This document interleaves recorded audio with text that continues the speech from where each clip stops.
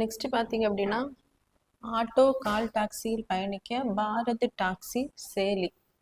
எதற்காக இந்த ஆப் வந்து கொண்டு வர்றாங்க அப்படின்னா, இந்தியாவில் ஆட்டோ மற்றும் கால் டாக்ஸிகளில் பயணிப்போர் எண்ணிக்கை வந்து நாளுக்கு நாள் அதிகரித்து வருகிறது.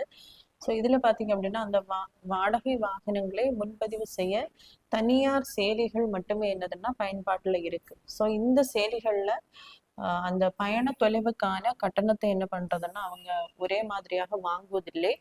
அந்த வாகனங்களுக்கான தேவைகள் இருக்கும் அந்த பட்சத்துல என்ன பண்றாங்கன்னா பல மடங்கு கூடுதல் கட்டணம் வந்து வசூலிக்கப்படுகிறது.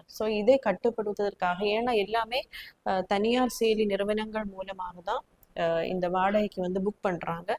அதிக அளவுல வந்து இந்த தனியார் செயலிகள் என்ன பண்றாங்க அப்படின்னா லாபத்தை ஈட்டு விடுகின்றனர். இதனால பயணிகளும் கடும் பாதிப்படைகின்றனர். இதுக்காக தான் என்ன பண்றாங்க அப்படின்னா அரசு வந்து அரசுக்கான ஒரு செயலியை வந்து கொண்டு வர போறாங்க. அந்த செயலினுடைய பேரு தான் என்னன்னா பாரத் டாக்ஸி. இதன் மூலம் மக்களுக்கு ஒரு நிரந்தர கட்டணம் இருக்கும்.